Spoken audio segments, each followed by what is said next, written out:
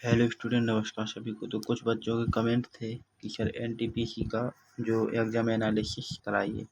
तो exam analysis का मतलब है कि यदि आपको लगता है कि एनटीपीसी में जो क्वेश्चन आए हु एनालिसिस करा दिया जाए, तो शायद वो नहीं हो पाएगा अभी।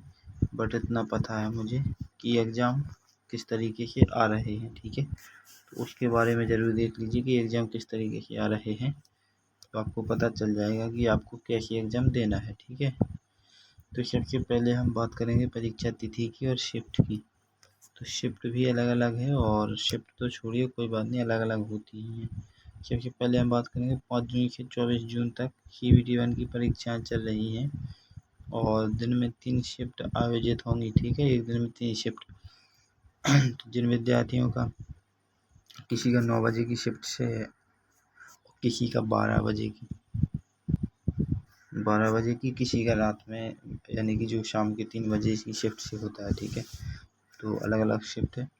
और शिफ्ट 1 का समय जो है वो 9 से लेकर के 10:30 तक, और शिफ्ट 2 का 12:45 से दोपहर तक, और शिफ्ट 3 का 4:30 से 6 बजे तक, ठीक है। मैं स्वयं एग्जाम सेंटर तक गया था तो मैंने देखा। चलिए, इसके बाद हम बात करेंगे पेपर पैटर्न की। तो देखो, कुल 100 प्रश्न हैं, जिसमें जनरल अवेयरनेस 40 नंबर की है, गणित 30 नंबर की, तर्क शक्ति 30 की है। अब जो जनरल अवेयरनेस है वो किस तरीके की आ रही है, गणित किस तरीके की आ रही है, तर्क शक्ति किस तरीके की आ रही है, इसके बारे में जानना बहुत ज़रूरी है। ये तो ओनली अभी सब्जेक्ट पे जो हमारा मेन पॉइंट है वो हमें जानना बहुत ज़रूरी है। देखो, इसके लिए टाइम की बात करें तो 90 मिनट। कुछ बच्चे बोलते हैं सर 90 मिनट में 100 क्वेश्चन नहीं होते हैं। तो किसी के क्वेश्चन 62 हुए हैं, किसी के 72 हुए हैं, किसी के 76 हुए हैं, बाकी किसी मतलब मैक्सिमम 20 क्वेश्चन स्टूडेंट ने छोड़ ही दिए। हम यहाँ पर अब बात करेंगे कि गलत उत्तर पर, जैसे चलो ठीक है, 1/3 यानी कि 33.33% की नेगेटिव मार्किंग है। क्या है? नेगेटिव मार्किंग है। तो ये तो चल ही है, अब वो तो है, ठीक है। हम बात करेंगे कठिन स्तर, डिफ़िकल्ट लेवल की। तो देखो, ओवरऑल इजी से मॉडरेट, कुछ शिफ्ट मॉडरेट, डिफ़िकल्ट। देखो, कुछ शिफ्ट में बताया बच्चों ने कि पेपर जो है वो बिल्कुल एक हिसाब से मॉडरेट है, पूरा एकदम नए पैटर्न पे है। और जिसमें जो रीजनिंग है उसके 7-8 क्वेश्चन लगातार एक समान है। और जो मैथ है, मैथ बिल्कुल आपको बता दूं तो मैथ ओनली कैलकुलेटिव है। कैलकुलेटिव कैसी? जिसमें लॉन्ग सवाल नहीं पूछे जा रहे हैं, मैथ में भी शॉर्ट ट्रिक के माध्यम से सवाल पूछे जा रहे हैं, शॉर्ट ट्रिक के माध्यम से, ठीक है। सेक्शन वाइज यदि हम बात करें तो सबसे पहले देख लीजिए general awareness, moderate too difficult, ठीक है। मॉडरेट से डिफ़िकल्ट तक आती है।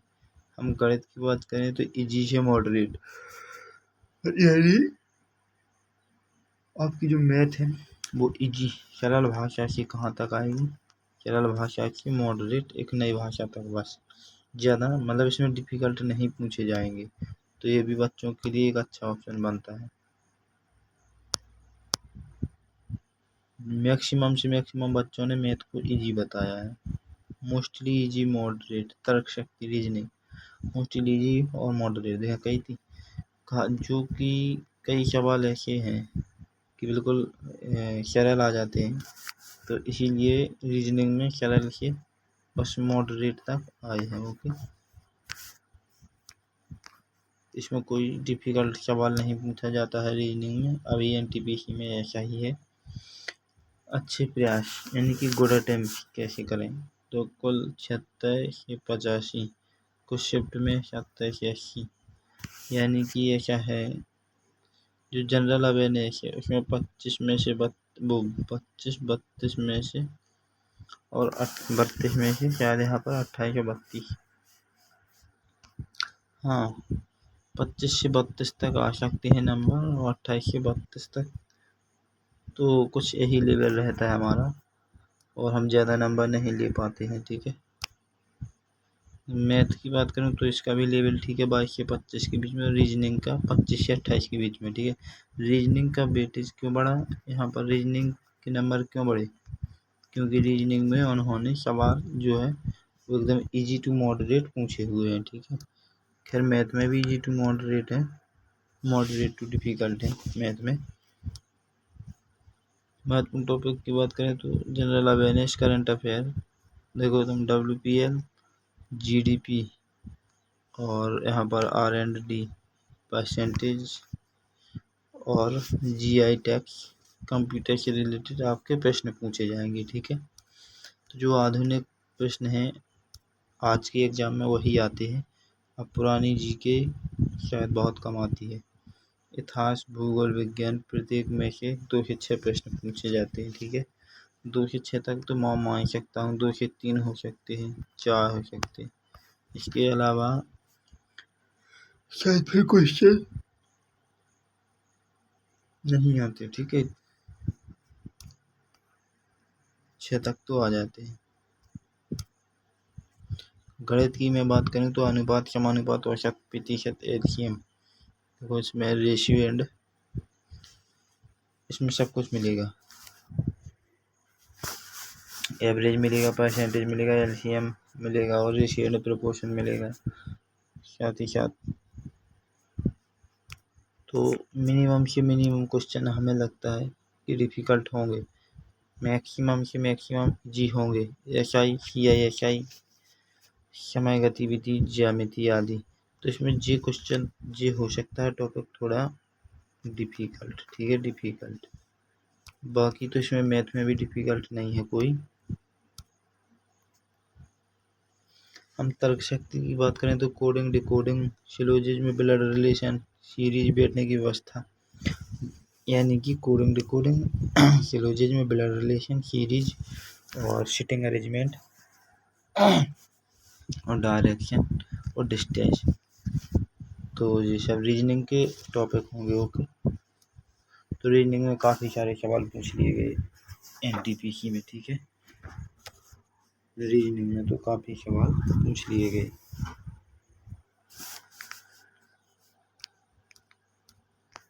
अगला हम बात करेंगे आपके लिए तैयारी का सुझाव क्या रहेगा, तो आप जनरल अवेयरनेस पर ज़्यादा समय दें। सिलेक्शन सेक्शन में सबसे एक जो चुनौतीपूर्ण साबित हो रही है, क्यों, जैसे ठीक है सबसे ज़्यादा 40 नंबर चाहिए, 40 के लिए पढ़ने तो GS के सारे सब्जेक्ट हैं, और एक सब्जेक्ट यदि मैं चाहूँ तो टॉपिक वाइज कोई बच्चा यदि इसको तैयार करे तो 1 महीने में किसी कीमत में वो एक ही सब्जेक्ट को टॉपिक वाइज कंप्लीट करने में बहुत समय लग जाएगा, ठीक है। तो 1 ही महीना शायद उसके लिए एक सब्जेक्ट के लिए चाहिए उसे, क्योंकि इसका वेटेज बहुत मतलब थोड़ा समय लगता है।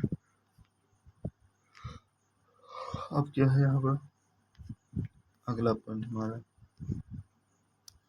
अगला है कि करंट अफेयर का रिवीजन कीजिए और GDP, R&D, GI tax, computer GK, math, reasoning तेज़ी से हल कर पाएँ, क्योंकि सवाल ज़्यादातर नॉर्मल लेवल के हैं, ओके। मॉक और पिछले प्रश्न, जो टेक्स्ट बुक प्रैक्टिस, जो मॉक जैसे प्लेटफॉर्म से तैयारी लगातार मजबूत करें। देखो मानवेंद्र क्लासेस एप्लीकेशन पर फ्री टेस्ट सीरीज चलती है, फ्री टेस्ट सीरीज चलती है, वहाँ से आप ज्वाइन कर सकते हैं, ठीक है। GS के लिए अगला पॉइंट क्या है कि समय प्रबंधक प्रैक्टिस और प्रत्येक शिफ्ट के बाद विश्लेषण देखें, अपने स्ट्रेटजी में सुधार करें, ठीक है। तो विशेष ध्यान रखना चाहिए अपनी तैयारी का। साथ ही साथ मैं आपको बता दूं कि एक बुक लॉन्च हो चुकी है जो GS जंक्शन के नाम से है, सामान्य ज्ञान, ठीक है, जनरल साइंस, टॉपिक वाइज मिलेगी। और साथ ही साथ मैं बात करूं तो इसमें जीव विज्ञान, भौतिक विज्ञान, रसायन विज्ञान, ठीक है, और कितने में, मात्र 69 में, ठीक है। तो MC098 कूपन कोड पर आपको इस पर 76% डिस्काउंट मिलेगा, जिसके थ्रू बुक आपको 69 रुपये की पड़ जाएगी, ठीक है। तो ले लीजिए, इसमें कुछ नहीं बिगड़ता। जो विद्यार्थियों का जीएस कमज़ोर हो, साइंस कमज़ोर है, उनके लिए है, ठीक है। बाकी मत लीजिए, जो विद्यार्थी कमज़ोर है भी ले सकते हैं। तो आज के लिए बस इतना ही। जय हिंद दोस्तों।